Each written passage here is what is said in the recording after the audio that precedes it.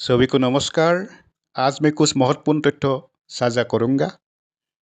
ये नए नॉलेज आपके जीवन का परिभाषा बदल सकते हैं।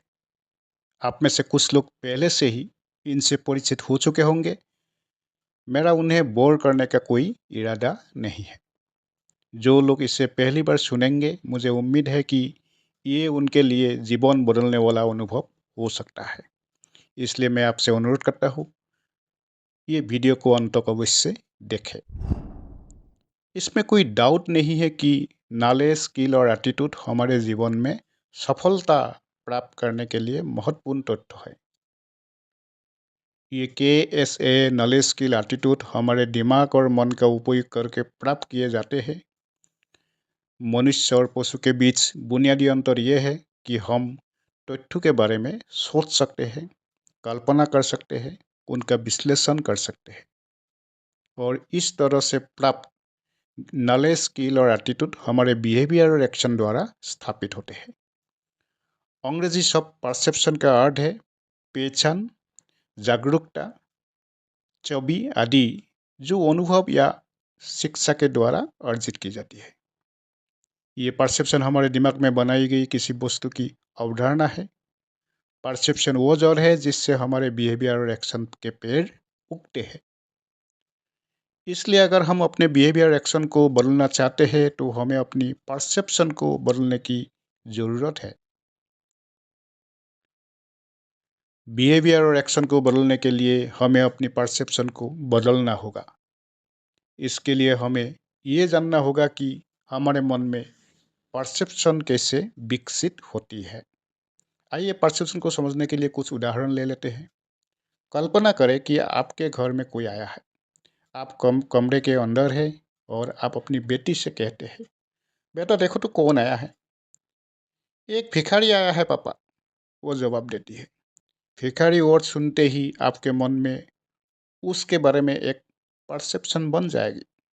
आप बाहर आकर कुछ सवाल पूछ सकते हैं और आप क्या पूछेंगे, आप कैसे व्यवहार करेंगे, आप किस तरह की भाषा का इस्तेमाल करेंगे, सब कुछ भिखारी के बारे में आपकी परसेप्शन से ही आएगा। आप बाहर नहीं भी आ सकते हैं और अपनी बेटी से कह सकते हैं, उसे कुछ दे दो और अलविदा कहो। फिर कल्पना करें आपकी बेटी कुछ अलग कहती है, जैसे पापा डॉक्टर साहब आए हैं।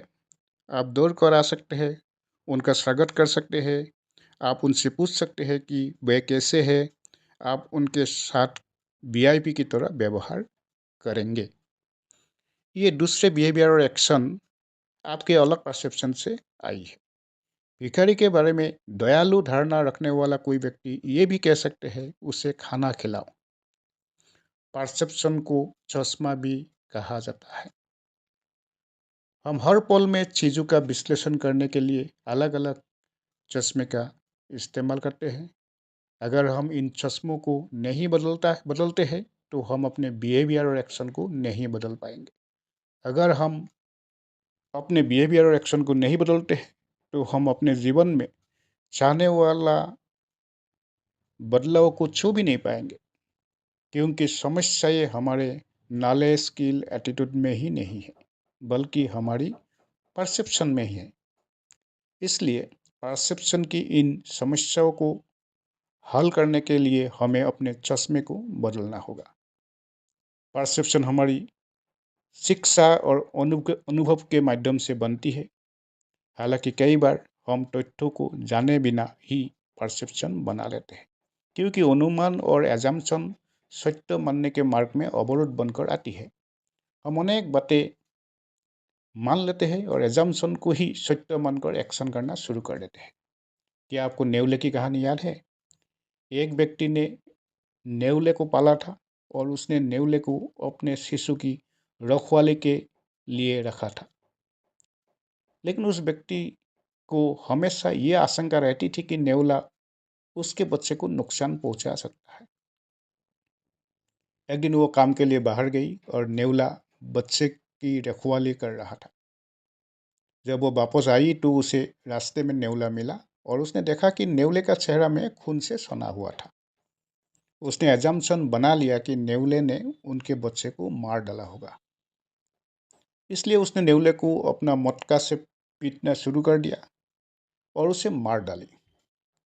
जब वह घर पहुंची तो उसने पाया कि उसका बच्चा खेल रहा था। उसके बच्चे के पास एक मरा हुआ सांप दिखाई दे रहा था। अब आप समझ सकते हैं कि नेवले के मुंह में खून कैसे आया था और एजम्पशन कितनी खतरनाक हो सकती है। हमें तथ्य जाने बिना कोई एजम्पशन नहीं बनानी चाहिए।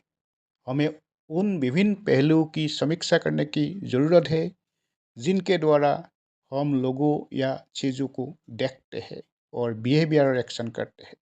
ऐसा करने से शायद कई सत्य सामने आए। यह वर्णित सिद्धांत स्टीफेन आर कवी द्वारा लिखी गई प्रसिद्ध पुस्तक 7 habits of highly effective people से लिए गए हैं। मैं अपने अगले एपिसोड में अन्य प्रिंसिपल के साथ आऊँगा और बहुत ही रोचक होंगे। मैं आज के लिए यही समाप्त करता हूँ। मुझे आशा है कि आपको मेरा वीडियो पसंद आया होगा। आपका बहुत बहुत धन्यवाद।